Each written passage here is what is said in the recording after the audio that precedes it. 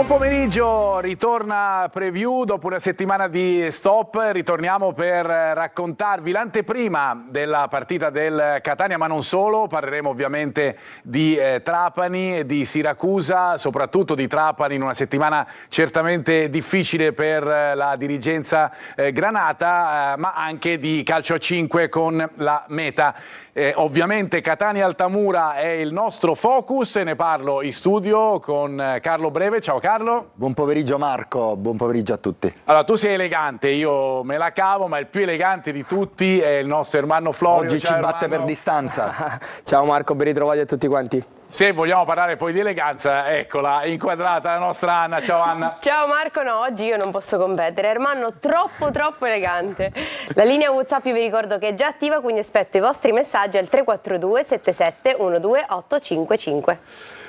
E allora io ritorno da te Anna, perché fra poco, intanto ve lo anticipo, avremo collegato con noi l'ex allenatore dei rossazzurri, colui che ha portato il Catania in Serie C, vale a dire Giovanni Ferraro, ma fra pochissimo sarà con noi. Intanto io torno da Anna perché facciamo il punto della situazione della prossima giornata di campionato e anche della classifica. Vi presento la 13ª giornata di campionato che inizia questa sera alle 20:30 con Cavese Potenza. Domani alle 14:30 Atalanta Giuliano e Trapani Picerno. Alle 17:30 Cosenza Casarano. Domenica 9 novembre alle 14:30 Catania Altamura e Siracusa Latina. Alle 17:30 Monopoli Casertana e Sorrento Cerignola. Alle 20:30 Foggia Benevento e si chiude la 13ª giornata lunedì 10 novembre alle 20:30 con Salernitana Crotone. Passiamo alla classifica. In testa con 26 punti la Salernitana, segue il Catania con 25 punti, Benevento 23, Monopoli 21, Cosenza 20, Casarano Casertana 18, Crotone Atalanta 17, Potenza 16, Altamura 15, Trapani Latina 14, Sorrento 13, Cavese Giuliano 12, Cerignola Picerno Foggia 10 e chiude la classifica il Siracusa con 6 punti. Grazie Anna, fra poco torneremo da te anche per i messaggi da casa, non solo, parleremo anche di social perché ci sono stati dei messaggi, dei post anche significativi da parte di qualche giocatore rossazzurro, ma intanto vado da Carlo perché che cosa può dire questa partita con l'Altamura, Carlo, in una situazione in cui il Catania viene da un ottobre praticamente perfetto se non fosse stato per gli ultimi 10 minuti dell'ultima partita?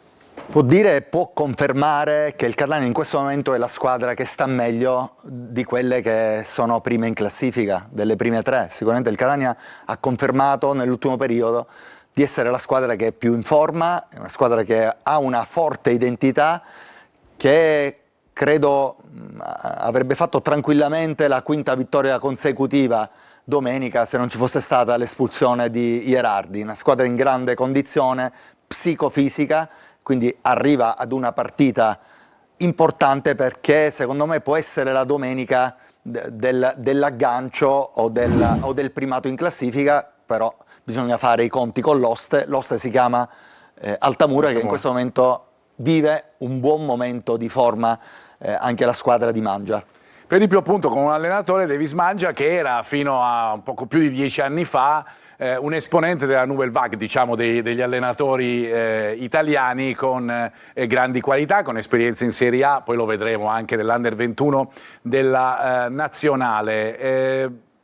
Ha perso di più il Catania nell'ultima giornata, secondo te, con quei 2 punti che sono sfuggiti proprio alla fine, o anche Salernitana e Benevento devono mangiarsi le mani? Soprattutto Salernitana e Benevento hanno perso l'occasione per staccarsi un po' dal Catania, perché avevano 2 partite sulla carta più agevoli. Il Catania ha fatto un punto in un campo difficile contro un avversario che ha venduto veramente cara la pelle, ha messo un agonismo veramente di altissimo livello, ma il Catania non è stato da meno, e questo lo voglio proprio confermare. Il Catania ha messo sia la qualità che stessa dose di agonismo. Loro sono stati bravi e fortunati a pareggiare la gara nella prima situazione pericolosa che hanno creato sulle palle inattive, perché sono stati pericolosi solamente e soprattutto su palle inattive. Il Catania dal punto di vista della prestazione tecnico-tattica è stata nettamente superiore alla Casertana. Vado da Anna perché appunto volevo concentrarmi su alcuni messaggi prima perché lo vedo, almeno l'ho visto fino a poco fa nel fuori onda, l'ex allenatore del Catania Giovanni Ferraro, fra poco ci collegheremo con lui, ma voglio andare subito da Anna per i messaggi da casa. Un saluto da Anna e allo studio. Si parla tanto di Jimenez in questi giorni, ma quest'anno ancora non si è visto il vero Jimenez. Ciao e complimenti per la trasmissione. Dopo aver affrontato squadre importanti, adesso non bisogna sottovalutare le prossime. Bisogna tornare a vincere subito, ma l'Altamura non viene a fare una passeggiata. Per Carlo, non è meglio un centrocampo a 5 per le caratteristiche di Corbari? Fermiamoci qui, Anna. Allora, intanto questa per Carlo. Corbari, abbiamo detto tante volte, sicuramente si trova meglio in un centrocampo a 3 facendo l'interno o di destra o di sinistra per le sue capacità di incursore, ma anche a 2 non si è fatto malvolere, anzi è stato tra i più positivi ed è un giocatore secondo me prezioso nell'economia sia del tecnico-tattica, ma soprattutto nell'economia del gruppo. Vedo un ragazzo veramente che ha uno spirito importante e che si vede, si percepisce che è voluto molto bene da tutto l'entourage, dal gruppo e dallo staff tecnico. Detto che di alternative a centrocampo non ce ne sono molte, sappiamo dell'infortunio di Aloi e la situazione in mediana chiaramente diventa con i numeri un pochettino ristretti, fra parentesi con 2 giocatori in diffida come quelli di Tacchio. A tal proposito Jimenez, vado da Ermanno, potrebbe diventare un'alternativa proprio lì in mediana, l'abbiamo detto in settimana, ma ti ripropongo la domanda dell'ascoltatore, del telespettatore, se è una stagione fino ad ora in chiave fra virgolette più down, più negativa per quanto riguarda Jimenez? Secondo me è una stagione che per adesso ha visto un Jimenez molto più nella parte, diciamo, oscura delle prestazioni solite di Jimenez, che lo conosciamo per alti e bassi. Per adesso ha proposto più bassi che alti e soprattutto in quella zona di centrocampo, nella zona mediana, dove teoricamente si ipotizza di rivederlo nelle prossime settimane. Secondo me non ha fatto vedere grandissime qualità, okay? Oppure per lo più non è stato messo al centro comunque di quello che sono le sue caratteristiche migliori.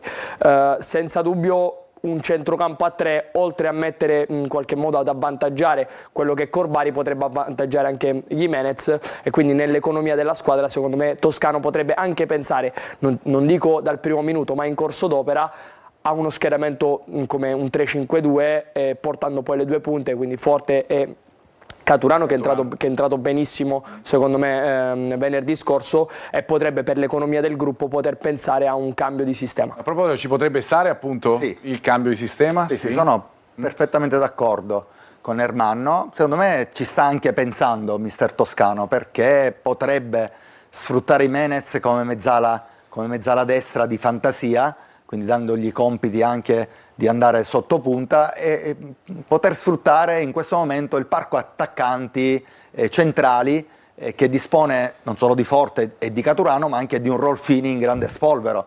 Quindi chissà che se non stia pensando di dar spazio a tutta la rosa, alla profondità della sua rosa, potendo anche immaginarsi di cambiare sistema di gioco anche dall'inizio. Allora, io credo che sia già collegato con noi Giovanni Ferraro, perché lo vedo in eccolo qua, mister, ciao, come stai? Buon pomeriggio.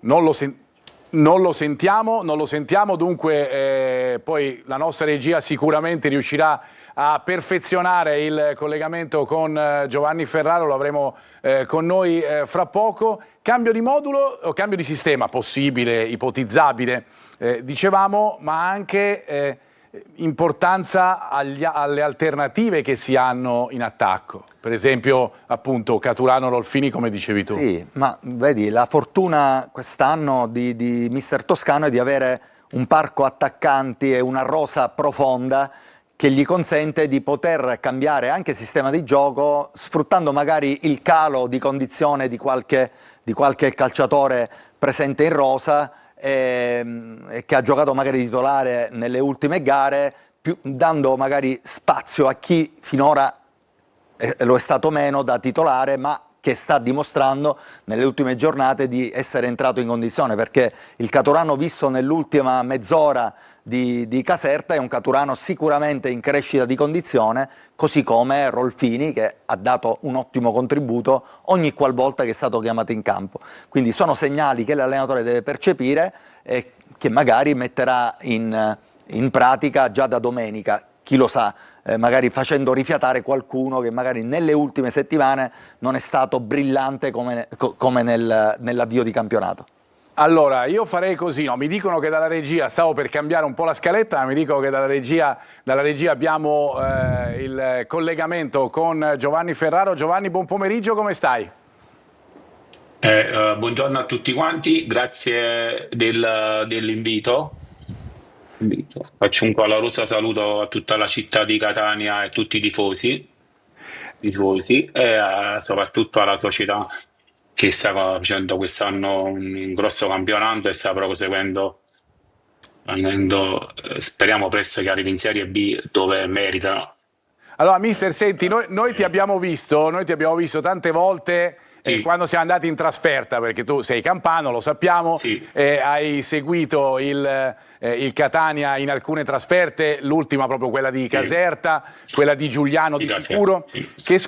Che squadra hai visto? È la squadra secondo te più forte di questo campionato?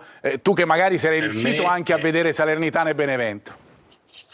Sì, ho visto sia Salernitana che Benevento diverse volte.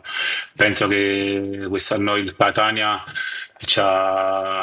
è la vera pretendente di vincere il campionato, perché ho visto una squadra solida, concreta, pratica, c'ha una rosa importante di tanti giocatori. Visto sia poi una difesa che prende però di gol, fa il miglior attacco, ha battuto sia il Benevento che la Salernitana in casa. Poi penso che il lavoro dell'anno scorso di Toscano e quest'anno che è continuato, penso che sia un'arma in più, perché penso c'ha la conoscenza della città e soprattutto di quanto è difficile fare l'allenatore a Catania. E tu sicuramente ne sai qualcosa. A proposito, fra un po' ti solleciteremo anche con qualche ricordo, ovviamente della bellissima Sì. stagione con Giovanni Ferraro alla guida del Catania, che è salito dalla D alla Serie C tornando ai professionisti, ma c'era Carlo che voleva farti una domanda. Ciao mister, buonasera. Salve, buonasera. A te mi lega uno dei ricordi più importanti della mia carriera da allenatore, perdonami. Quando con il mio Adrano abbiamo fatto una finale playoff per andare in Lega Pro nel campo dell'Atto Sì, Vico sì. Equense, quindi ti ricordo con molto piacere. Sì, Volevo sì. chiederti Facevo invece... 1-1. bravo, esatto. Volevo chiederti, mister, l'anno scorso hai fatto un grandissimo lavoro a Sorrento, hai dimostrato che anche nei professionisti Sì. sei riuscito a rivalutare una squadra che stava veramente in cattive acque. Ti aspetti una chiamata? Come mai, tra l'altro, ti aspettavi di essere riconfermato o ti aspetti una chiamata da qualche altra realtà? Io dopo Catania sono stato un anno fermo per una mia scelta, perché penso che dopo uno che ha allenato il Catania ripartire in qualsiasi altra società non era facile. Ho bisogno proprio diciamo che l'anno scorso ho fatto bene a Sorrento, abbiamo valorizzato tanti giovani. A un certo punto dovevo pure restare, poi diciamo che non ci siamo trovati in sinergia con i programmi e va bene così. Però credo che nel calcio un allenatore, quando non ci sono i presupposti per allenare, è giusto che sia a casa, perché a volte vedo tanti esoneri sia in Serie C, in Serie D, di tutte società precarie e poi alla fine pagano sempre l'allenatore per colpe non sue. Allora credo che oggi essere equilibrato è un aspetto importante. E questa è una profonda verità, mister, che fra parentesi a Coverciano hai conseguito anche il patentino UEFA Pro, per cui alla fine non ci sono più limiti alla tua possibilità di utilizzo sulle varie panchine, anche in serie maggiori. Questa spinta me l'ha dato l'ha dato il Catania, me l'ha dato il Catania perché dopo aver allenato lì ho capito che una città così importante, una squadra così importante, una pressione così importante, non era, è giusto che uno conseguisce il massimo come allenatore. Proprio io sono legato, voi lo sapete, a Catania, alla città, a voi, perché sono state le emozioni uniche e poi solo chi vive Catania riesce a capire. E allora Perché penso che un allenatore, dopo che ha allenato a Catania, può allenare in Serie A in qualsiasi piazza d'Italia. se Non è... vedo anche l'emozione, No, anche nelle perché parole no, di sono Giovanni Ferraro. emozionato perché è la verità. Perché io mi ricordo quando scesi a Catania che mi venne a prendere la Neri all'aeroporto, che poi feci il colloquio con Grella, cioè lui mi disse dobbiamo ripartire ripartire anche in Serie D con una società così importante e un pubblico che pensa alla Serie A. E noi ripartire dalla Serie D è stato un fatto difficile, non facile. Ti Pure voglio con le fare, strutture che non avevamo. ti voglio fare vedere un po' di immagini della Sì. festa. Chiaramente non abbiamo potuto riassumere tutta la stagione, ma queste sono immagini che tu ricorderai sicuramente benissimo e sono la festa in campo quando il Catania, battendo il Canicattì, è arrivato poi alla promozione con larghissimo anticipo. Che ricordi hai di questa giornata? Per me sono stati, forse l'obiettivo raggiunto è stato un orgoglio, ma poi sicuramente il Catania vinceva il campionato, però per vincere il campionato bisognava vincerlo 31 punti sopra la seconda per fare qualcosa di importante, E ci siete perché riusciti? se no non riusciva. Mi ricordo ancora un'intervista che fece l'allenatore del Licata, che là vincemmo 2-0, e mi ricordo questa cosa, disse il Catania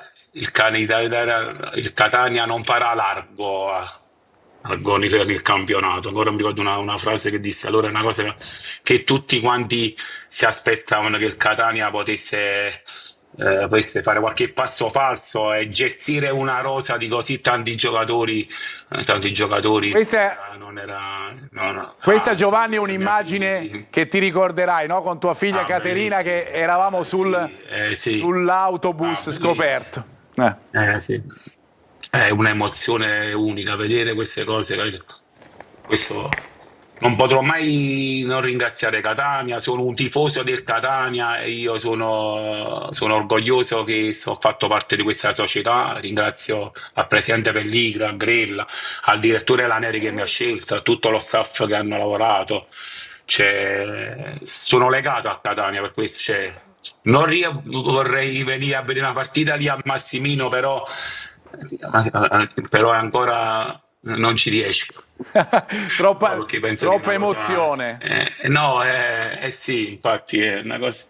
Spero che possa venire, che il Catania vince il campionato e ci verrò sicuramente a festeggiare. A fare un'altra festa come quella che hai vissuto in prima persona. Sentiamo se ti fanno emozionare. Sentiamo se ti fanno emozionare anche alcuni messaggi che ci sono arrivati dai nostri telespettatori che arrivano dalla nostra Anna. Salve mister, Carmelo da Belsito ci scrive: buongiorno a mister Ferraro, è un piacere ritrovarla, la aspettiamo presto al Massimino. Per noi tifosi è un rosso-azzurro per sempre, speriamo di vederla presto in una panchina di C o B, lo merita. E ancora, Ferraro il migliore, ha stravinto il campionato di Serie D, che non è per niente facile, Ferraro nel cuore. Un caro saluto al grande mister Ferraro, uomo vero, allenatore forte che rimarrà nella storia del calcio a Catania nei secoli. Sempre grazie mister Ciccio, vamos Catania. Grande Ferraro, uno di noi, ti auguriamo le migliori fortune. Carmelo da Trecastagni.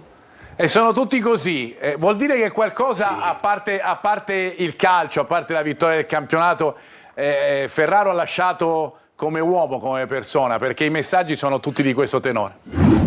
Sì, ma io dico che la cosa più bella è essere apprezzato come lavoratore, no? Forse perché alla fine non è facile essere apprezzato a Carrara. Uno può vincere, però non essere apprezzato.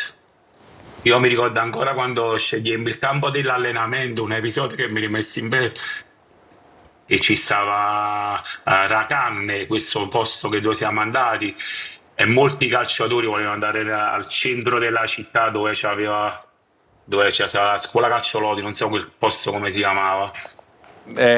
Sì, Io, non ricordiamo e neanche. io dissi no, no, Aci Castello, esatto, Aci Aci Castello. Castello, Bravo. esatto. E io dissi no, no, no, dobbiamo andare lì all'allenamento, sì, perché doveva essere un posto dove capiamo bene la realtà che andiamo a giocare.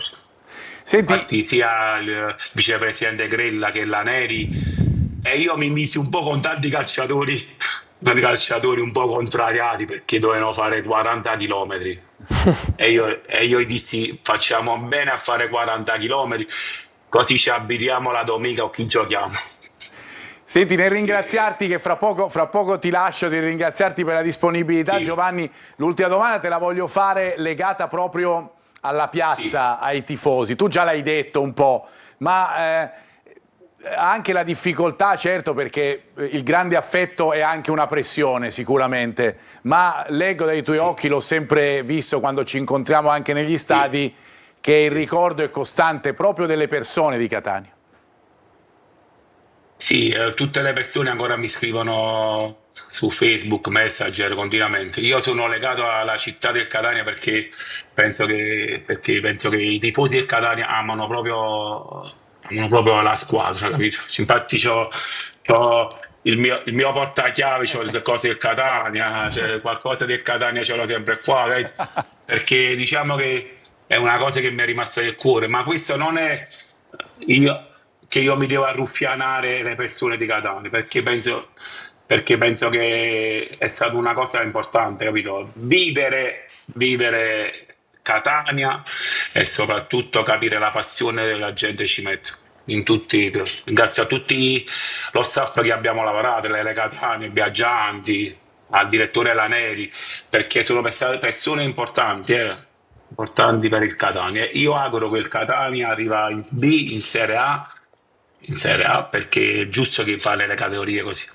E quando succederà, ci ricorderemo che tutto è partito con Giovanni Ferraro alla guida della squadra. Infatti, questa è la cosa. Esattamente, è una cosa che Questa è la cosa certamente che capisco. che passa anche per la storia di questo club così importante. Giovanni, ti ringrazio. Di solito, sì, ringrazio la società del Catania, a Pelligra, presidente, al Grella, alla Neri, a tutti i tifosi, a tutti voi. Io sono sempre il primo tifoso del Catania. Grazie di cuore e ti aspettiamo ai nostri microfoni quando saremo in trasferta. Vienici a trovare che certamente sarai il benvenuto. Grazie Giovanni Ferraro, buon pomeriggio. Sicuramente, grazie. Ciao mister, buonasera.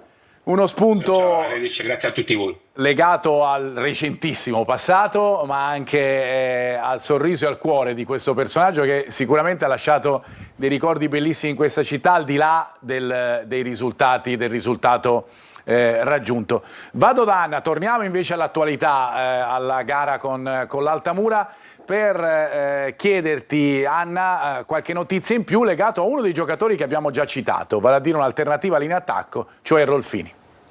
C'è chi arriva in alto percorrendo la strada più semplice e chi invece deve costruirsela metro dopo metro con il sudore e la forza di volontà, ed è proprio Alex Rolfini, è una punta centrale, all'occorrenza seconda punta, ha conosciuto la fatica vera in Serie D e in Serie C con Vicenza, Ancona, Legnago, con 241 presenze, 48 gol e 13 assist. La sua partita più dura però l'ha giocata contro la Sfortuna, perché conta 2 gravi infortuni al Vicenza e un lungo stop anche quest'anno col Catania. Oggi veste la maglia rosso-azzurra, ha un contratto fino al 2027 e conta 3 presenze e 61 minuti giocati finora, ma ogni volta che entra in campo lui lotta come se fosse l'ultima occasione. E brava Anna, caratteristiche diverse, bravo anche Rolfini, l'abbiamo visto in alcuni spezzoni di partita e lo sappiamo che può dare qualcosa di diverso rispetto ai compagni di squadra, come ci spiega Ermanno nel taglio che abbiamo preparato per chiudere questa prima parte. Sì, sicuramente delle tre prime punte, no? In qualche modo, se vogliamo vedere, diciamo, il valzer degli attaccanti è quello più diverso, che ti mette qualcosa di, secondo me, anche di imprevedibile, ed è un giocatore che mi è piaciuto tantissimo già dalla prima apparizione proprio contro la Salernitana, perché ha quel sprizzo di cattiveria, sa, come ha detto Anna benissimo, sa che ogni occasione può essere l'ultima, può essere quella più importante, e quei 61 minuti giocati in 3 presenze ci fanno capire tanto, perché se ha lasciato così tanto in così poco vuol dire che ci tiene tanto e che è molto legato ai colori del Catania. L'ho visto allo stadio proprio contro la Salernitana, a fine partita esultava ed era insieme a Lunetta quello che cantava insieme agli ultras della curva nord e della curva sud, e questo ci fa capire tanto del ragazzo. Però vediamo dal punto di vista tattico, se è possibile far partire la clip, qualche evidenza, no, del giocatore. Qui vediamo come sia bravo, anche se non altissimo, anche nell'attacco dello spazio. In questo caso prende bene posizione sull'avversario, attacca bene il primo palo e colpisce bene la palla di testa. Peccato perché la prende un po' verso il basso e la palla si impenna. Bravo, è molto bravo ad attaccare la profondità, a giocarsi il duello, qua addirittura in 2 contro 1, ingabbiato da 2 difensori, isola bene l'1 contro 1, si mette davanti, quindi è un giocatore che, come abbiamo visto in precedenza su palla aerea, sa giocare e sa lavorare col suo corpo. Ovviamente riconosce poi il compagno in scarico, e quindi è un giocatore che sa legare, che lega molto bene il gioco, l'abbiamo visto anche in altre occasioni. Ovviamente poi queste erano due azioni viste con la Salernitana. Qua invece vediamo quell'altra in casa col Benevento, dove è bravo in questo caso a riconoscere la giocata, a seguire questa mezzaluna di smarcamento, a attaccare lo spazio dell'avversario, che in questo caso lo stava andando a marcare. Bravo a occupare l'area di rigore, un po' meno bravo, così come nelle altre 2 occasioni precedenti, a centrare la porta. Secondo me non ho inserito anche l'ultima occasione al 96esimo con la Salernitana, dove ha peccato secondo me un pochettino di cattiveria e di cinismo sotto porta. Gli manca secondo me questo step finale, no? Deve ritrovare la porta, deve ritrovare il gol, perché come ha detto bene Anna è un giocatore che negli ultimi 2 anni viene da un legamento crociato anteriore lesionato, viene da 2 infortuni muscolari che l'hanno tenuto fuori per tanto. È un giocatore che deve riprendere, così come un po', okay, la metto l'esempio molto alla larga, inglese lo scorso anno, che però deve riprendere, no, l'abitudine a trovare il gol, a trovare la finalizzazione, e per questo ovviamente ci sarà tempo e soprattutto gli sarà dato spazio. Faccio un'altra similitudine, Carlo, rispetto a quella che ha fatto Ermanno. Non c'entra con gli infortuni, ma c'entra con la volontà di ritrovare se stesso, come sta facendo Forte, ad esempio. Sì, per completare la disamina fatta da Ermanno, questo giocatore in 61 minuti si è creato più occasioni da gol. Questo è un dato veramente importante. Forte, ne abbiamo parlato tante volte. No, ma è un giocatore ritrovato oggi, perché ha una condizione fisica importante e sta anche bene con la testa. Invece volevo sottolineare una cosa che magari è sfuggita a molti. Lunetta venerdì, dopo la sostituzione nel primo tempo, non si è andato a fare la doccia, è tornato con la squadra in panchina con l'abbigliamento che aveva. Quindi questi sono segnali di grande attaccamento al gruppo, che fanno capire come il gruppo è veramente unito e coeso. Mi dai l'assist per andare da Anna, perché a proposito di gruppo coeso, qualche dimostrazione l'abbiamo avuta anche in settimana con alcuni post social. Anna. Vi mostro subito il post di Jimenez, perché quando ami il calcio non lo ami solo da giocatore ma anche da spettatore, e Jimenez con altri giocatori del Catania sono andati proprio a vedere una partita, la partita del Real Madrid, se riusciamo a far vedere l'immagine. E poi abbiamo un commento. Se non riusciamo a fare vedere l'immagine, lo facciamo subito dopo la pubblicità, perché sennò è il caso di vederle, a parte che appunto i social sono pubblici, per cui in tanti di voi le avranno viste, ma lo facciamo subito dopo la pausa pubblicitaria. Ci ritroviamo fra pochissimo.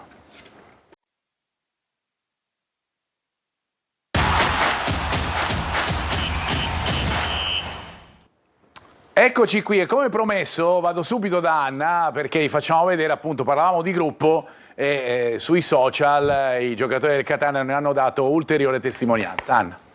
Grazie all'aiuto della regia, mi sa che adesso ci siamo e riusciamo a vedere la foto di Jimenez e dello stadio del Real Madrid, perché alcuni giocatori del Catania sono andati a vedere la partita dopo aver giocato.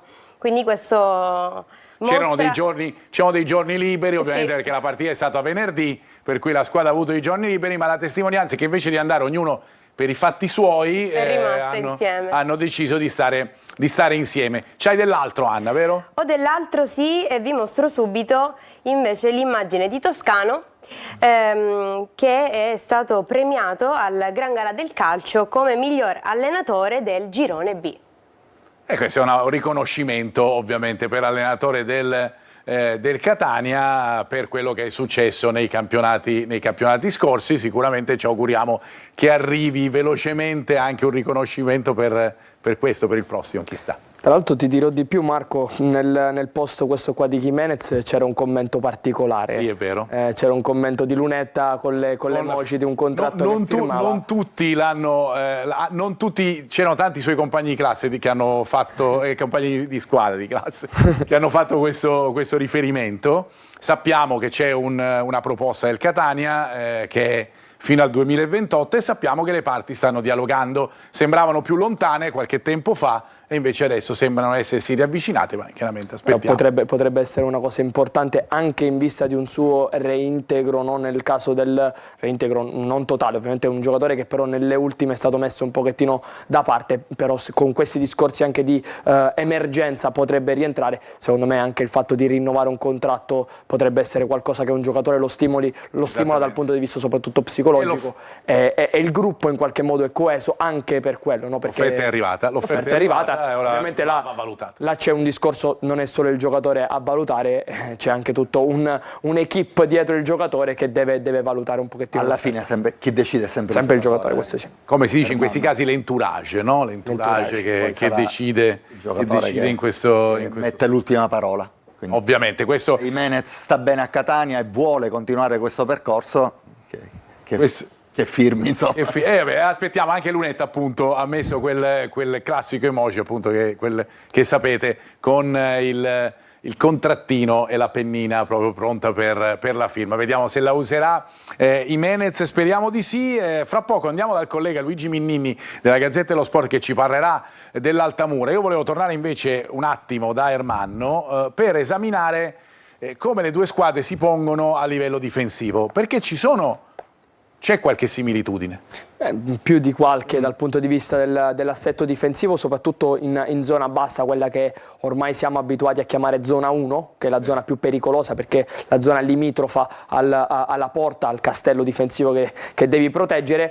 Diciamo che la squadra di Mangia da un assetto a 3 si porta a un assetto a 5, portando i due esterni, qua vediamo grande Mogentale abbassarsi sulla linea dei tre difensori centrali, e poi vediamo il grande lavoro di Nazario e Di Pinto, che sono due interni di centrocampo che non eccellono per qualità tecniche, ma sicuramente per fiato, gamba e corsa sicuramente sì. Vedi qua l'assetto proprio dei 5 giocatori in linea a difendere come ultima linea di difesa, e poi i due centrocampisti che vanno a coprire gli spazi. Da quest'altro taglio contro il Foggia, che la grafica dall'alto è un pochettino più chiara, vediamo proprio la linea 5 con grande Mogentale, che sono gli esterni di centrocampo che si abbassano la linea, e poi Di Pinto e Franco, in questo caso non c'era Nazzaro ma c'era Franco, che coprono gli spazi. Però vediamo tanto il grande lavoro che fa Di Pinto anche in uscita sull'esterno addirittura del Foggia. Questo movimento qua sicuramente libera spazio dentro, o può liberare un 2 contro 1 se il Catania dovesse essere bravo a girarla veloce nel lato debole dove potrebbe sviluppare la giocata. Analogie e similitudini, se non uguaglianza totale, esatto. Con l'assetto difensivo del Catania. Facciamo partire la prossima clip. Qua è sempre il discorso dell'Altamura che già abbiamo analizzato. Abbiamo visto questo 5+2 così chiaro, no? Ecco qua il Catania. E questo è il Catania contro il Benevento. Qui ovviamente una situazione che già il Catania era passato in vantaggio, però è questo l'assetto che ricordiamo, con Casasola e Donnarumma che si abbassano la linea, Quaini e Didac che fanno un grandissimo lavoro di sacrificio, corsa e soprattutto copertura copertura degli spazi. Qui ovviamente può capitare sempre, no, l'errore, l'imbucata o comunque l'imprevedibilità dell'avversario, ma qui anche a livello tattico vediamo proprio l'assetto dei 5 difensori della linea 5 e dei 2 centrocampisti che vanno sempre a coprire tanto gli spazi, a coprire tanto il campo. L'unica differenza tra Catania e Altamura, secondo me netta, è il grande lavoro di sacrificio che fanno Lunetta e che fa Forte, soprattutto nella fase di non possesso. L'abbiamo visto lì, non li ho focalizzati col punto di luce, però il lavoro che fanno loro non lo fa Rosafio, non lo fa Curcio, a differenza. Ecco perché in vista anche magari di un cambio di sistema, Toscano ci pensa chiaramente, perché Forte potrebbe esserci, Lunetta magari un po' di meno, o doversi spostare sulla sinistra, oppure giocare nei due lì davanti, togliendo appunto uno restando con Forte o con Caturano, perché queste sono le scelte se vai sul 3-5-2. Andiamo a vedere, anzi mi collego con Luigi Minnini della Gazzetta dello Sport. Luigi, buon pomeriggio. Perché, no Marco, buon pomeriggio a te. Perché vogliamo da te qualche indicazione ulteriore su questo Altamura, e che cosa aspettarci per la partita del Massimino, e soprattutto qual è il momento della squadra di Mangia. Di ulteriore rispetto a quello che ha appena detto l'amico che è in studio è difficile. Ho visto che ha fatto un lavoro certosino, per cui mi sembra anche curato molto molto bene, per cui complimenti a lui. Per cui cosa posso dirti io di più? Posso dirti che c'è una squadra che col passare delle settimane è sempre più convinta dei propri mezzi. Quali sono questi mezzi? Sono i mezzi di una squadra che, lo ricordiamo, ha l'ambizione di salvarsi con una certa tranquillità. Qui di playoff, ad esempio, ancora non ne parla nessuno, ma non è un discorso scaramantico. Ad Altamura non siamo scaramantici, siamo pragmatici. I passi vanno fatti uno per volta.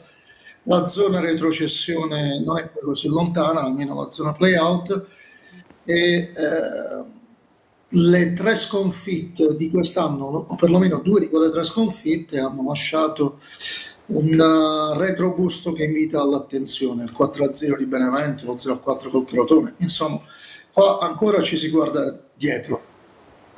Indubbiamente è così, ma dacci invece anche qualche informazione in più su quelle che possono essere le scelte di Mangia in vista della partita. C'è un'ossatura, c'è un 11 prestabilito in casa Altamura? Mangia nelle prime 2 giornate si è fatto aiutare molto nello stilare la formazione. Lui probabilmente non lo metterà mai, ma dal mercato, perché ha schierato una formazione che si basava sulle referenze antiche dei calciatori a sua disposizione, per cui ha schierato nelle prime 2 partite i nomi che hanno scandito il mercato dell'Altamura. Dopo le prime 2 partite, soprattutto lo 0-4 contro il Crotone, e Mangia, che in Serie C credo non abbia mai allenato, ma non è sicuramente l'ultimo arrivato, ha capito che doveva metterci da suo. Per cui ha tirato fuori 4 che alla vigilia molti ritenevano dei senatori, ha arretrato Checco Lepore sulla linea dei 3 difensori, e a quel punto ha inserito alcuni ragazzi che, diversamente da quelli che mettevano il 9, mettevano la corsa ai polmoni. La squadra dalla terza giornata ha cambiato completamente volto, e a quel punto l'11 titolare è diventato ben definito, e i ritocchi all'11 titolare vengono fatti solo in caso di defezioni, magari per motivi fisici.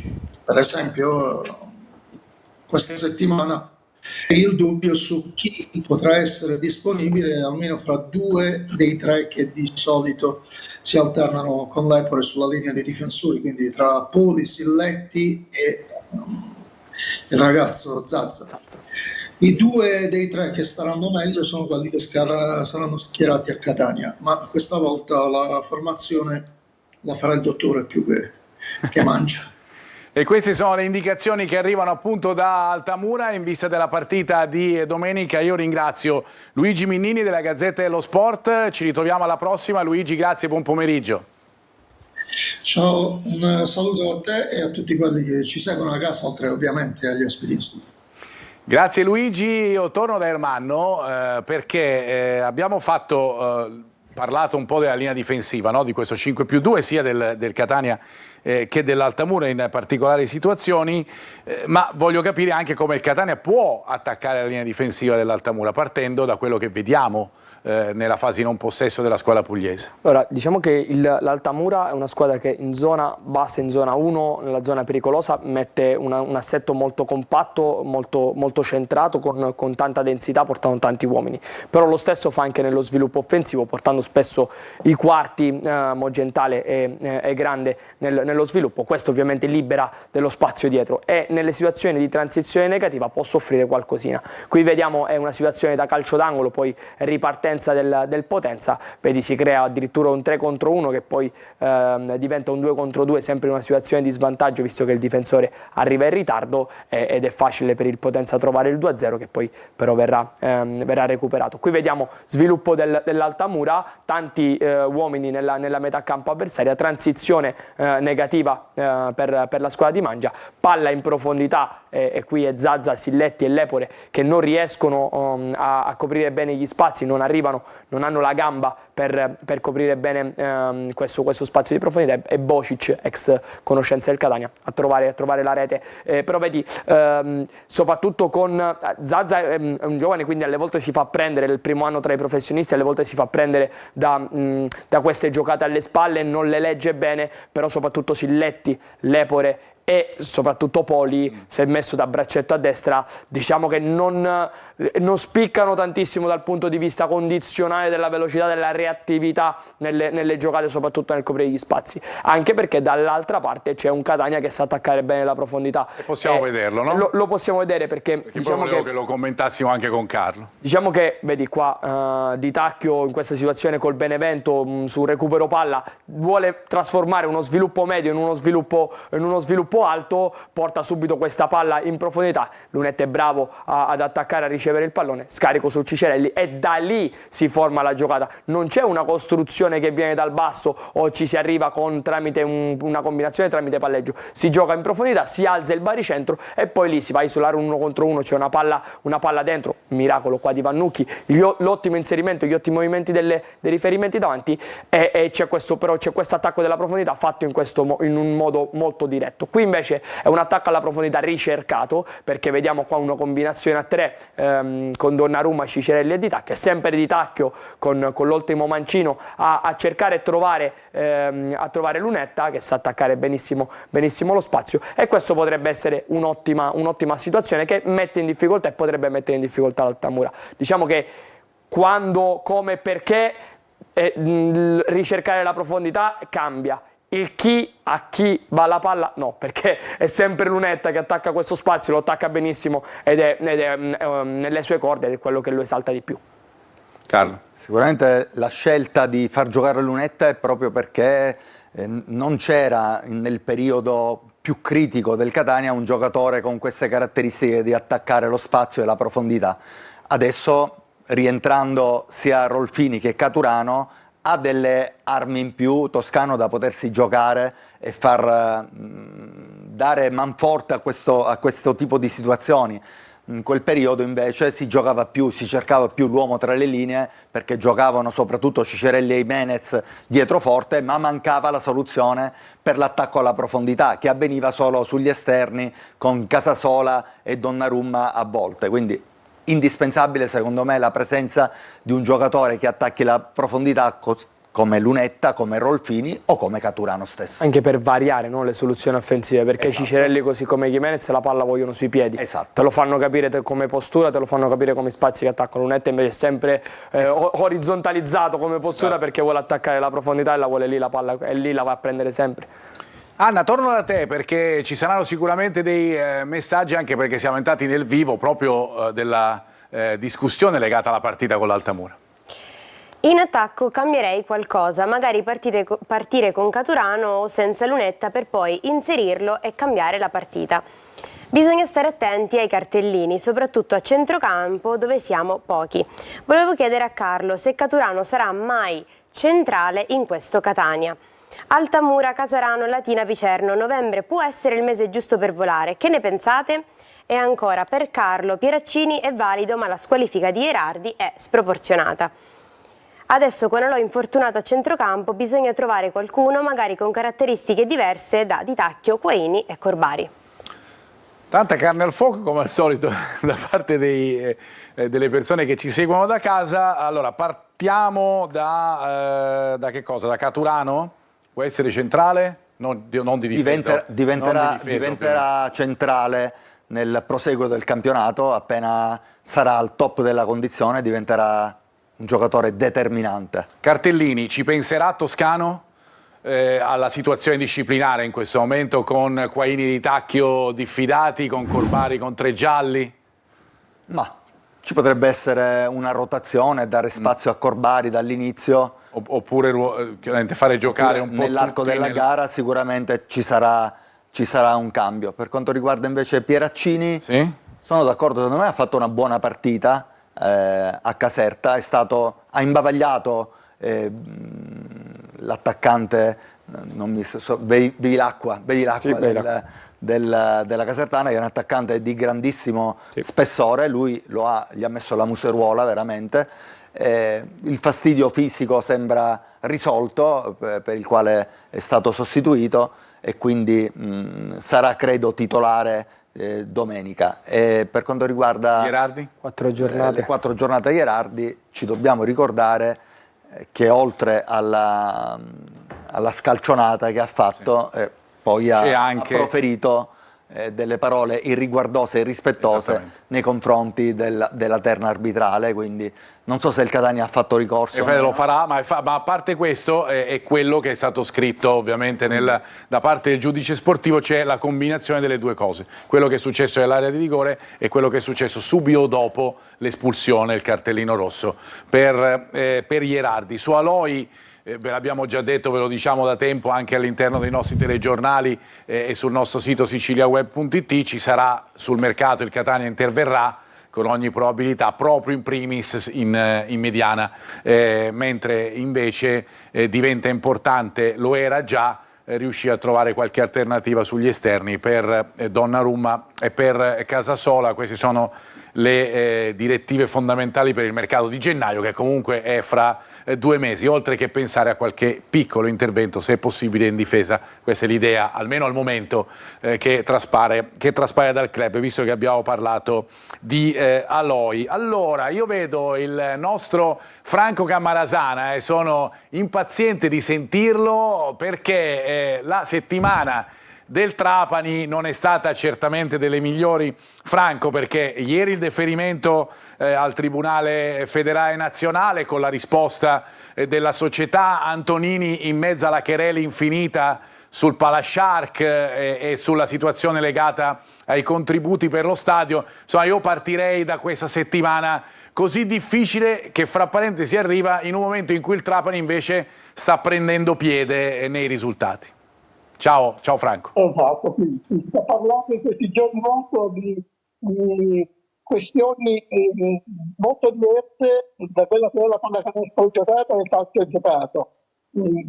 Il deferimento per applicalcio è cosa recentissima, rischia una penalizzazione ancora ulteriore dopo gli 8 punti. Le motivazioni addotte sulla scorta di quanto rilevato dalla Covistock sono molto severe a mio avviso. Praticamente il Trapani è stato rinviato a giudizio presso un tribunale per non aver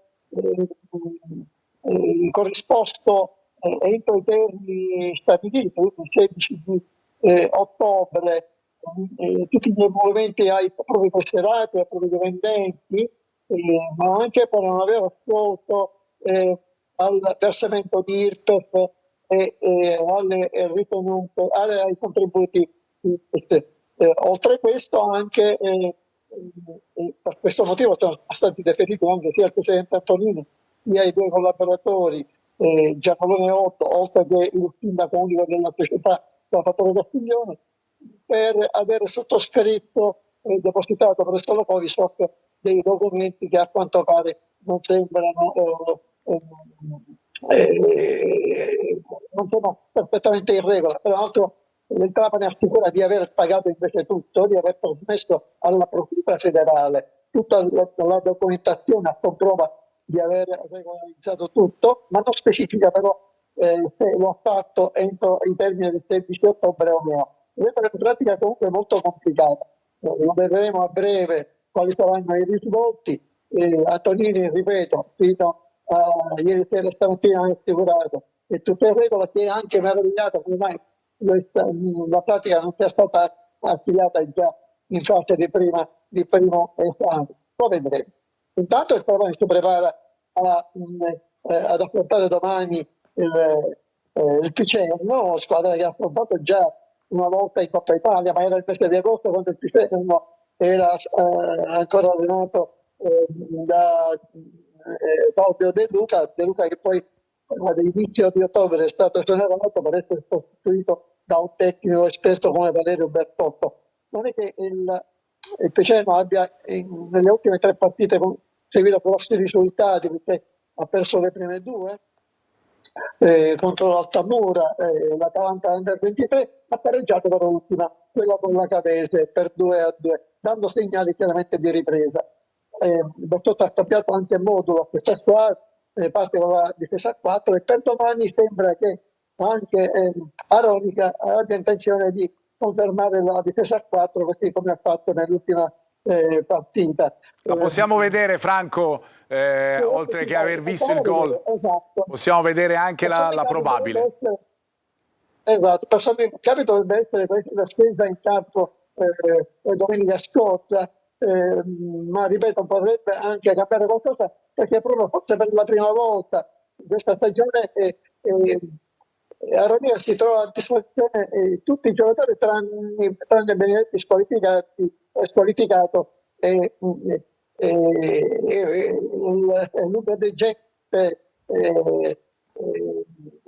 Luca De Gente, adesso mi ricordo, ma c'è un del terzino e ancora, ripeto, non sta in buone condizioni. Ripeto, andiamo a vedere la probabile formazione con Galeotti tra i pali, Girvan oppure Pirrello a destra in difesa, Negro, Stramaccioni, c'è le linee poi di Noia, Palmieri al centrocampo, Gandolfo, Spicinaller lì davanti, ripeto 4-3-3 che ha dato buoni risultati sul piano della manovra già nell'ultima partita e si spera anche domani. Non è una partita difficile, il Trapani viene da 2 vittorie, deve confermare questo buon momento, soprattutto per guadagnare altre posizioni in classifica, perché è a pochi punti dalla zona playoff, sarebbe già un traguardo vista la penalizzazione molto importante per il Trapani, sempre che non arrivi un'altra penalizzazione, ripeto, ma questo lo sapremo fra non molto, fra qualche settimana. Grazie Franco, buon pomeriggio ancora, grazie per tutte le informazioni da Trapani. Ovviamente poi seguiranno anche il corso dei telegiornali, a parte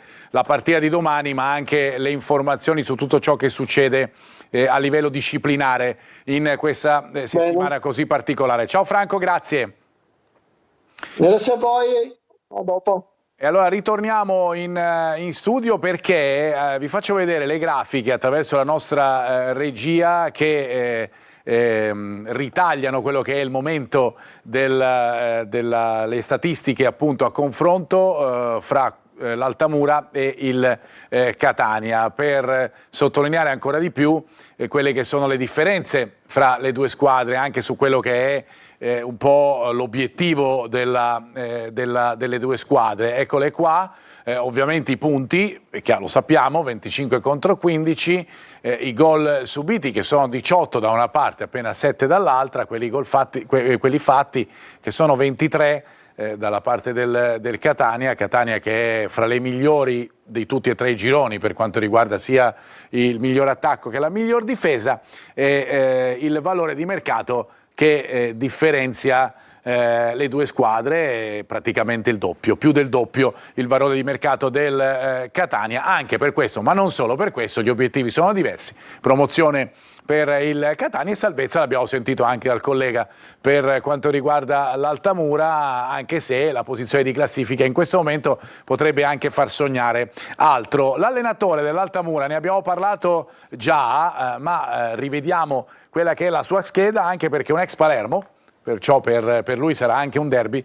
Abbiamo voluto inserire proprio nella parte finale di questa scheda una curiosità, perché nella sua esperienza palermitana in A è stato esonerato proprio dopo una sconfitta per 2-0 nel derby con il Catania. Per il resto, dicevo, un allenatore che attorno al 2010, quel periodo lì, era considerato veramente un nuovo esponente che poteva fare tanta strada, è andato fino al Nazionale Under 21, ha fatto tante esperienze all'estero ed è tornato in Italia dopo 10 anni, scegliendo Altamura. Una scelta particolare sicuramente, no Carlo? Sicuramente la sua voglia di riabbracciare il calcio italiano, non ha avuto delle grandi proposte in Serie B e in Serie A, si è guardato intorno e sta ripartendo dal basso. E sta ripartendo dall'Altamura con una squadra che appunto abbiamo sentito anche questo abbastanza definita ormai nei dettagli e negli uomini che vanno in campo soprattutto dall'inizio, ecco perché anche la possibilità che ha Toscano di poter giocare con 16 giocatori fondamentalmente, perché poi ci sono anche i 5 cambi, ha una differenza importante. Il giocatore più rappresentativo, avevamo la doppia scelta fra Simone e Curcio, abbiamo scelto Curcio perché è un ex invece del Catania, per cui abbiamo messo un ex del Palermo, per par condicio siamo andati sull'ex del Catania, beneventano di nascita, l'anno scorso alla Ternana, 35 presenze con 6 reti in campionato, esperienze tante anche a Catanzaro, Vicenza, appunto al Catania con i rossazzurri, lo ricordiamo, nel 2019-2020, 4 gol in 14 presenze per lui. E proprio su Curcio ci siamo un po' soffermati, Ermanno, con un'altra delle tue clip. Sì, perché è un giocatore sicuramente ormai abbastanza navigato nella categoria, più di 400 presenze in Serie C, conosce benissimo il girone C. È un giocatore che fa del suo estro, delle sue in qualche modo imprevedibilità quello che è il punto forte. Vediamo proprio dai tagli video quelli che sono alcune delle giocate che ho voluto estrapolare per conoscere e ripassare un pochettino quello che è il giocatore che abbiamo visto anche al Massimino. Qua vediamo la bravura nel ritagliarsi lo spazio e poi anche, vedi, un po' quei giocatori, quei numeri 10 di una volta, no? Che hanno il guizzo, la fantasia. Trova un tiro da 25-28 metri così con naturalezza e trova la porta. Peccato per lui che trova il palo. Qui vediamo altre situazioni, vedi, con esperienza. Non è un giocatore che corre tanto, ma sa nei pochi movimenti che sa dove mettersi nello spazio. Questa è una caratteristica che abbiamo visto anche quando era più giovane qui a Catania, sì, ma è una caratteristica che gli è rimasta. Qua vede il portiere fuori e di prima già da 2 tocchi controllo col petto e subito col destro calcia verso la porta. Qua riconosce lo spazio, si tira fuori dall'avversario. Vedi questa giocata un po' fantasiosa, che sono delle giocate che a me piacciono tanto, perché ti fanno capire, no, la bellezza e la semplicità. Lo fa vedere lui con semplicità, però sicuramente non sono delle giocate facili. Non sono delle giocate per nulla facili. È da temere questo attacco così poliedrico comunque nei 3 giocatori che ha l'Altamura lì davanti, Carlo. Sì, perché Rosafio l'abbiamo visto più volte, è un giocatore imprevedibile, anche a Messina ha fatto bene, un mancino che sa rientrare bene. Tra l'altro loro hanno questa catena a destra tutta fatta di giocatori mancini, il quarto di centrocampo ricordiamo è Mogentale, sì.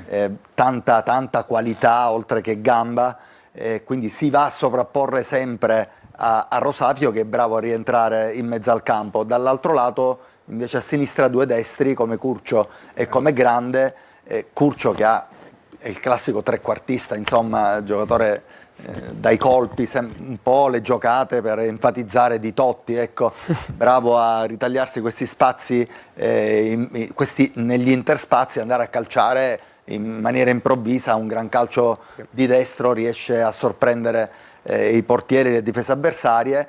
con Grande, che è un altro giocatore di gamba ma di qualità, perché è un ex centrocampista che sa inserirsi bene, quindi il Catania deve stare attento molto a queste catene sia a destra che a sinistra. Già Grande 2 gol e 4 assist, quindi ti fa capire, forse uno dei giocatori che ha segnato di più e che comunque ha partecipato di più alla fase offensiva e realizzativa. Potevamo mettere anche lui, ma insomma poi era difficile la scelta. A proposito di catene, sulla mia catena sinistra, diciamo, c'è la nostra Anna che è pronta a intervenire per darci altri messaggi da casa.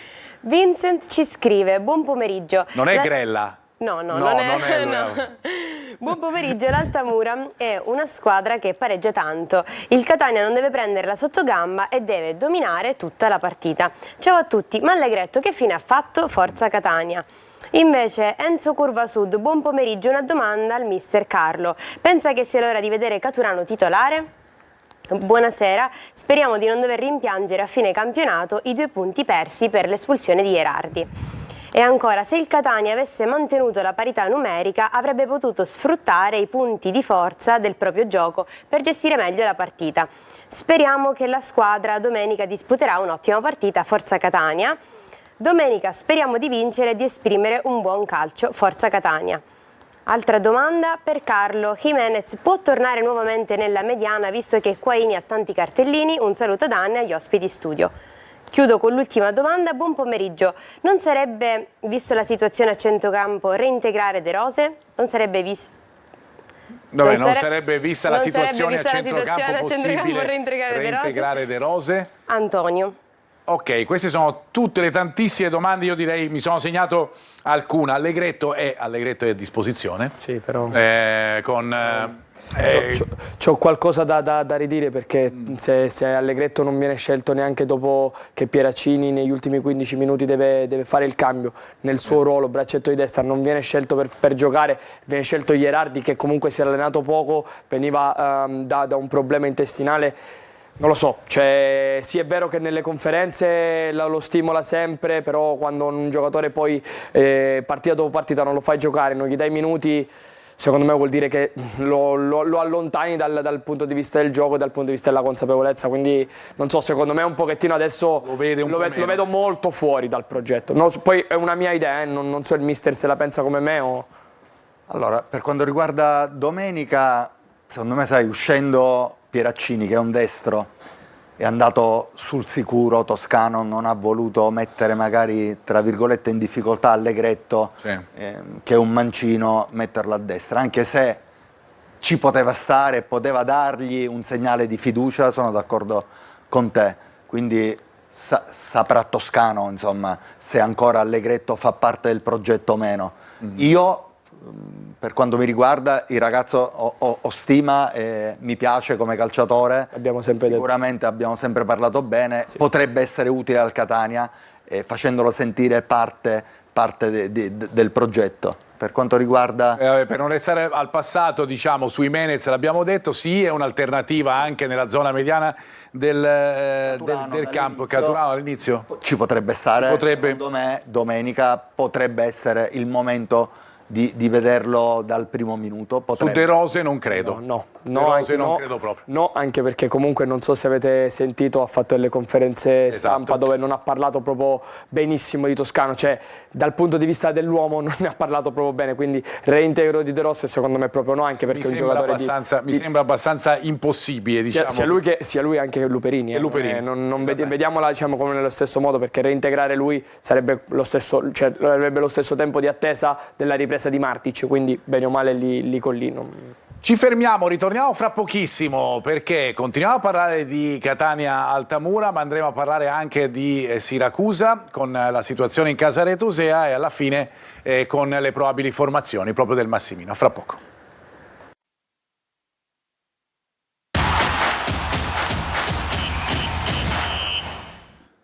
Eccoci qui, andiamo di filato per arrivare poi alle probabili formazioni del Massimino, ma intanto ci concentriamo sul Siracusa e lo facciamo con il nostro Marco Petrolito, che vedo collegato dalla città retusea, per darci le ultime in vista di Siracusa Latina di domenica e come al solito anche la situazione, noi le chiediamo sempre la situazione in casa retusea in questo momento. Ciao Marco. Sì, buon pomeriggio a tutti, buon pomeriggio Marco. Ecco, per gli azzurri di Turati, quella di domenica del De Simone con il Latina, alla luce della cocente sconfitta di Giuliano, la 10ª, lo ricordiamo, su 12 gare, rappresenta una sorta di ultima spiaggia. La classifica infatti vede i Leoni sempre ultimi a quota 6 punti e 4 lunghezze di distacco dalle penultime che sono Foggia, Cerignola e Picerno. Dunque ecco, il morale della squadra, ancora in silenzio stampa, lo rammentiamo da diverse settimane, di certo non può essere alto, anzi. Destino del tecnico, che la scorsa settimana aveva ricevuto la fiducia a tempo da parte della società del presidente Ricci, e non è la prima volta che ci accade, sembra essere ormai appeso ad un filo, potrebbe cambiare con una vittoria, considerando una classifica ancora corta e quelle che sono le prossime partite del Siracusa, che è atteso da 7 gare che rappresentano quasi tutti degli scontri diretti di fondamentale importanza. Potrebbe cambiare centrando i 3 punti, consentirebbe infatti una vittoria di rientrare in gioco nella lotta salvezza alla squadra azzurra, e magari con qualche innesto di mercato poi a dicembre, a gennaio potrebbe provare quantomeno a lottare fino in fondo per evitare l'ultimo posto. Di certo però serve una reazione immediata, la piazza lo pretende per salvaguardare la credibilità, l'orgoglio di una squadra che per i tifosi ha il dovere di crederci, di lottare fino alla fine. Tra l'altro non si esclude proprio per domenica ancora una volta una contestazione di alcune frange della tifoseria organizzata, che quindi renderanno l'atmosfera del Simone non proprio delle migliori. E questa è la situazione chiaramente che si respira un po' dall'inizio del campionato, tolte le prime partite, insomma, ma avevamo detto che era anche il calendario, perché sicuramente all'inizio il Siracusa ha giocato contro le squadre più forti di questo gruppo, adesso incominciano anche i tentennamenti contro squadre in teoria di pari livello rispetto al Siracusa. Andiamo alla probabile formazione, Marco. Sì, Siracusa che molto probabilmente scenderà in campo con il consueto 4-2-3-1. Ci sono un paio di dubbi di formazione, uno in difesa ed uno sulla tre quarti. Naturalmente nessun dubbio per quanto riguarda il portiere, che sarà Farroni. In difesa ci saranno Cancellieri sulla sinistra, Zanini sulla destra e Pacciardi, con Bonacchi o Sciapola, che potrebbe prendere il suo posto. Azione questa legata all'utilizzo degli under, che come sappiamo sinora ha premiato il Siracusa con degli emolumenti che vengono conferiti alla Lega di Serie C. Dunque anche in quest'ottica il Siracusa schiererà numerosi giovani come Gudelevicius, Andiano e Limonelli alle sue spalle, mentre sulla tre quarti ci saranno Guadagni a destra e Valente sulla sinistra, alle spalle dell'unica punta, che come di consueto ormai nelle ultime uscite sarà Molina. Dunque si spera nei gol del centravanti sudamericano per poter cercare di rompere questa situazione che comunque perdura da tempo e che vede il Siracusa avere difficoltà sotto porta per cercare magari di ottenere una vittoria che sarebbe fondamentale in questa fase della stagione. Anche questo appunto uno dei mali di questa squadra, non riuscire a dare il meglio di sé proprio davanti alla porta avversaria. Grazie Marco, ci sentiamo venerdì prossimo. Grazie a voi, alla prossima. E allora ritorniamo invece a parlare di Catania-Altamura, ancora con qualche punto legato alla tattica, ad esempio situazione difensiva dell'Altamura, perché soffrono le giocate veloci. Sì, diciamo che l'Altamura, come abbiamo visto, quando si piazza, si sistema, è una squadra che è difficile da infilzare. Quando invece si subisce quelle che sono delle giocate veloci, degli sviluppi veloci, lascia un pochettino a desiderare. Vediamo qua questo passaggio forte dal difensore centrale verso la punta che si stacca e va a ricevere in tre quarti. Vediamo Silletti, il capitano, che lo segue, quindi rompe la linea. Esposito e Poli non sono bravissimi e reattivi nell'intervenire su questa giocata in appoggio. Poi bella la combinazione a 3 e l'ingresso praticamente in area o al limite d'aria per quanto riguarda il Potenza. Qui vediamo altra situazione simile settimana scorsa proprio contro il Cosenza. Vediamo questa giocata forte verso la punta, o comunque la punta, quello che in quel momento stava giocando da vertice, da riferimento verticale, che fa un appoggio e poi si allarga la giocata da dentro a fuori, e qui è bravo. Poi lo dico dall'inizio, no? Un giocatore del genere come Florenzi non può giocare in queste categorie, però vedi, è quella la giocata che deve anche in qualche modo tentare il Catania. Questa giocata veloce, questa combinazione veloce, partendo da uno sviluppo basso, uno sviluppo medio, giocando rasoterra sull'appoggio che potrebbe essere l'appoggio di Caturano. Caturano lo fa molto meglio di Forte, l'appoggio di Caturano, l'appoggio di Forte su uno scarico e poi sull'imbucata immediata o per Lunetta o per Cicerelli, isolando un 1 contro 1. Qui diciamo Florenzi ha fatto la giocata che gli vedo fare sempre ogni domenica a Cicerelli, e potrebbe essere queste anche combinazioni appunto che possono portare il Catania a creare dei fastidi, dei grattacapi all'Altamura li abbiamo visti anche in partite precedenti. In maniera diversa, perché lo sviluppo non parte più dal basso, ma parte da uno sviluppo già medio-alto, però sì, il Catania è bravo a combinare in tre quarti e lo fa liberando molto spesso gli spazi. Date molta attenzione a questi tagli, perché vi farò una domanda alla fine e voglio una vostra risposta. Vediamo da qui, i video partono proprio da una combinazione nella catena di sinistra con Celli e Cicerelli, che si abbassa molto a ricevere il pallone. È bravo qui il Catania a giocare dentro e poi a buttare il giocatore nello spazio, ed è quello che dicevo prima, no? Attaccare gli intersparsi, attaccare quelle soluzioni di mezzo, ed è molto brava con degli esponenti di tutto rilievo, quale Cicerelli in questo caso, Lunetta nel prossimo caso, a occupare bene lo spazio in tre quarti. Qua vediamo altra soluzione dove c'è una combinazione addirittura quasi a un tocco tra Casasola, Quaini, Pieraccini e Lunetta, uscita, vedi, loro addirittura hanno ingabbiato con 4 giocatori la zona, bravissimo il Catania a uscire dalla zona di pressione, uscirla con uno scarico dietro, quindi hanno conquistato lo spazio di tre quarti. E poi c'è finalmente quella conclusione di cui parlavo tanto da settembre a questa parte, di Titacchio da fuori, che trova la via del gol. Ecco che vi faccio la domanda. In queste due situazioni qual è la particolarità? Tanto io faccio rispondere Carlo. Mister, qual è la particolarità che più vedi?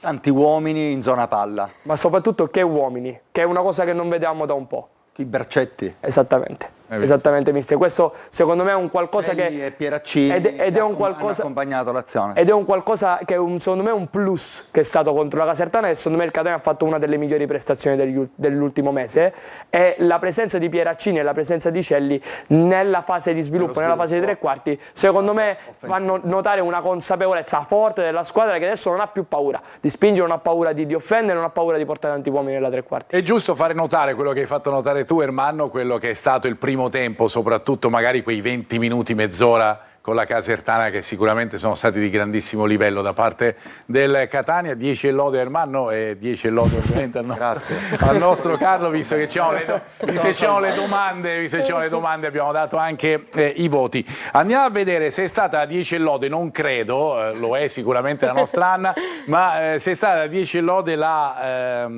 l'Altamura fino a questo momento, attraverso la grafica delle ultime partite della squadra di Mangia, così possiamo anche dare la caratteristica, diciamo, del momento, no, che attraversa l'Altamura, con tanti pareggi, lo vedete, e 2 vittorie però, la sconfitta di Benevento e il pareggio con Foggia, con il Cosenza e con il Potenza, e in mezzo anche delle vittorie, quella di Foggia e quella interna con il Picerno, per una squadra che, lo vediamo, naviga nelle posizioni centrali della classifica con 15 punti, 12 partite giocate, 3 vittorie, proprio 3-6-3, che non è uno schema in questo caso, sarebbe impossibile, ma è la connotazione dei risultati dell'Altamura. Da Anna invece ci vado subito per leggere gli immancabili pronostici da parte dell'intelligenza artificiale, oltre che per i precedenti. L'intelligenza artificiale suggerisce un 2-0 per Catania Altamura con gol di Di Gennaro e Lunetta. I precedenti sono nel 2024 2-0 e nel 96 3-2. Di Gennaro e Lunetta, ce li segniamo così almeno poi vediamo venerdì prossimo, perché gli ultimi non è che, cioè, ha preso il risultato ma non sempre i marcatori, per cui vediamo se questa volta riusciamo ad arrivare anche ai marcatori. Invece velocemente volevo che Ermanno ci facesse il punto sulla situazione dei piazzati, sia per quanto riguarda l'Altamura che per quanto riguarda il Catania, perché poi andiamo in pubblicità e torniamo fra pochissimo. Sì, perché è una situazione, ne avevamo visto prima anche col taglio di Curcio, è una situazione che viene sfruttata tanto dall'Altamura per offendere le squadre avversarie. Qui vediamo uno schema giocato sul corto, portano tanti uomini dentro area, si muovono bene, creano dei blocchi o comunque vanno a isolare delle zone dell'area, e qui è molto bravo Curcio a mettere una palla morbida sul secondo palo, dove sanno che il miglior attaccante in questo caso è Silletti, che è un centrale di difesa, però nelle palle aeree è molto forte, oppure comunque andare a giocare anche qui, vedi, negli ultimi 10 minuti hanno portato tanti uomini nell'area avversaria su una punizione laterale, andarsi a giocare queste palle un pochettino sporche, confuse, ed è molto bravo qui Florio a calciare da fuori, a trovare la via del gol. Già 7 uomini dentro l'area ti fa capire, no, la voglia di questa squadra, la voglia anche dell'allenatore di rimettersi in moto, e la voglia di questa squadra di non cedere mai passo all'avversario. E questo è il tema chiaramente che troviamo anche per quanto riguarda la squadra pugliese. Stesso discorso lo possiamo fare per il Catania in modo magari diverso. Sì, qua anche un po' un dubbio, perché rivedendo, l'ho rivista tante volte questo gol del Catania, il Catania che marca al solito a uomo, no? E quindi cioè, ci si creano i duelli. L'unico mio grande dubbio è, ok, l'uomo sul palo, ma l'uomo sul vertice perché è posizionato così basso? Perché poi la Casertana attacca, lo fa bene questo, con la palla, muovendo la palla attacca bene questo spazio, lo spazio diciamo proprio del vertice, e qui Pieraccini è in ritardo, Lunetta si va a prendere un po' in anticipo, però anche lì, cioè, io non ho compreso, ancora non capisco bene perché la posizione del vertice è così bassa e non è in linea quantomeno col primo palo, con la posizione del primo palo, anche perché se metti un giocatore lì, la possibilità di Dini di uscire o di andare in presa aerea gli viene impossibile, perché gli viene bloccata dalla presenza di un suo compagno. Questa secondo me è stato, ovviamente sono delle piccolissime sfaccettature, però questa è stata un po' la mancanza di occupazione dello spazio e di reattività, secondo me. Era forte l'uomo proposto, deposto a mettersi in quella posizione, probabilmente se stava un po' più alto, quindi più vicino a Lunetta, poteva intervenire quantomeno. Poi bravi loro, sì, assolutamente. Schema, bravissimo poi a crederci e a fare quella densità in quella zona della porta. Anche perché loro appunto hanno risposto proprio subito dopo il gol del Catania, quei 3-4 minuti riuscivano a trovare il gol del pareggio. Ci fermiamo, ritorniamo fra pochissimo alle probabili del Massimino, ma parleremo anche della partita della meta di calcio a 5, fra poco.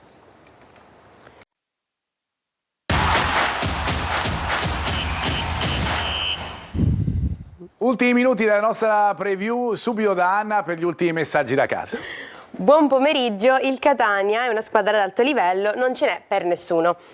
E ancora l'intelligenza artificiale, Catania-Benevento diceva 2-1, ha indovinato il primo marcatore Cicerelli, speriamo indovina anche con l'Altamura da Vincent. E chiudo con una domanda per mister Carlo, con l'Altamura sarebbe più produttivo schierare un attacco a 2 punte?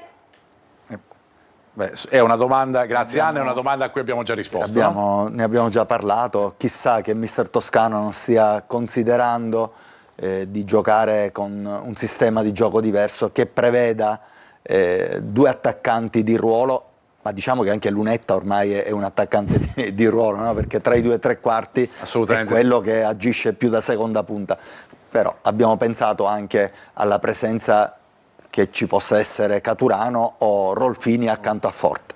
E questa è un'opzione che potrebbe tenersi ovviamente Toscano. Sono molto attenti i nostri telespettatori anche all'intelligenza artificiale, io non lo ricordavo, però in effetti ci è arrivata quasi con il risultato con il Benevento. A proposito di risultati, questa sera, anzi domani sera, c'è la partita della meta di calcio a 5, perché si tenta di avere una reazione dopo quella inopinata eliminazione dalla Champions League incredibile, arrivata semplicemente per un cartellino giallo in più rispetto all'avversaria. In settimana è arrivato il 5-0, vedete proprio le immagini con il Cosenza, un 5-0 netto, fatto di gol praticamente in entrambi i tempi, con la qualità della squadra campione d'Italia, con i gol di Podda, di Silvestri, di Musumeci, di Pulvirenti e di Sacon. Domani si guarda alla super sfida contro Eboli, è una sfida molto importante da alta classifica per quanto riguarda il calcio a 5, i campi sono invertiti, dunque si giocherà al Palacatania, per cui c'è la possibilità ovviamente di andare a vedere per le persone, per il pubblico, questa partita. E noi ci andiamo a sentire invece le dichiarazioni del laterale della Meta Catania Turmena, che è anche il goleador fino ad ora della squadra con 7 centri. Sentiamo. Molto bene la partita, non era facile dopo l'eliminazione in Champions, principalmente come è stata, no? Abbiamo dato di tutto per passare il turno, ma non è stato sufficiente, e come grandi professionisti abbiamo approcciato molto bene questa gara contro Cosenza, abbiamo vinto come era il nostro grande obiettivo. Una partita molto molto difficile, no? Alla fine tutte le partite sono difficili, ma questa senza dubbio è una partita che si può dire già a un livello di playoff, una partita importante, e anche quanto riguarda la classifica credo che sia importantissima, quindi approcceremo dello stesso modo, con la massima concentrazione, massimo impegno, e cercheremo di vincere per continuare avanti il nostro percorso, che è sempre stare lì sopra nella classifica e regalare belle partite ai nostri tifosi. Le parole di Turmena con la partita, quella vinta appunto contro il Cosenza, nella prima parte della sua intervista, e poi invece quella che attende contro Eboli, la squadra rossa-azzurra. A proposito di squadre catanesi, dell'elite dei vari sport, va ricordata anche la Champions League per quanto riguarda la Orizzonte Catania. Domani alle 13 c'è Matarò Orizzonte dopo la sconfitta col Sabadell per le giocatrici di Miceli, che hanno perso ai rigori contro le spagnole. Adesso trovano un'altra spagnola, ma questa volta fuori casa, e hanno vinto ieri in campionato invece a Genova con il punteggio di 22-5. Abbiamo dato anche queste notizie legate all'Orizzonte. Andiamo a vedere invece le probabili formazioni del Massimino, tornando al calcio e partendo da quella del Catania, perché vi dico, oggi sono state mischiate un po' le carte durante l'allenamento.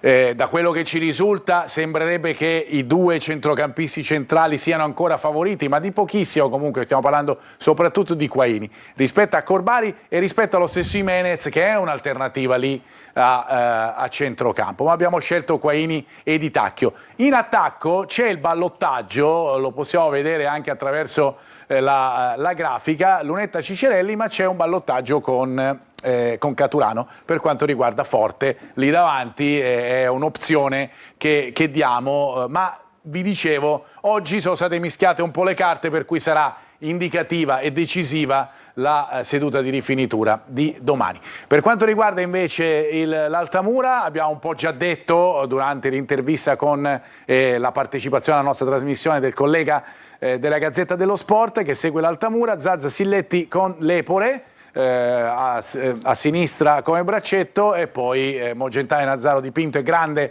a centrocampo, Rosafio, Simone e Curcio in attacco. Del Catania ricordiamo, vabbè, ma lo sapete tutti, l'intervento per il ginocchio sinistro per l'operazione ad Aloi, e anche per Chilafi, legamento crociato anteriore, con l'intervento di ricostruzione per il ragazzo che appunto doveva essere un'alternativa eventuale al centrocampo, per il centrocampo del Catania. Mancano solo gli arbitri e poi con un po' di ritardo andiamo a chiudere. L'arbitro che è Gabriele Sacchi di Macerata, con gli assistenti di Molfetta e di Casarano, e poi il quarto ufficiale Dario Madonieri di Palermo e l'operatore FVS Giuseppe Minutoli di Messina. Abbiamo chiuso, grazie Carlo Breve come sempre. Grazie a te Marco, buon pomeriggio a tutti. Grazie Ermanno Florio, oggi complimenti a Gogò. Grazie Marco, Ermanno. ci vediamo venerdì prossimo. E complimenti come sempre alla nostra Anna. Ciao Anna. Ciao Marco, grazie a te, grazie a voi per averci seguito. Noi ci vediamo venerdì prossimo alle 14:30. Grazie Anna, io vi ricordo l'appuntamento con Diretta Stadio a partire da mezz'ora prima dell'inizio della partita contro l'Altamura domenica, con in studio Alberto Cigalini, con Angelo Gagliano, e poi il commento affidato come sempre a Angelo Patanè e Carlo Breve. Noi ci rivediamo invece venerdì prossimo. Ciao a tutti.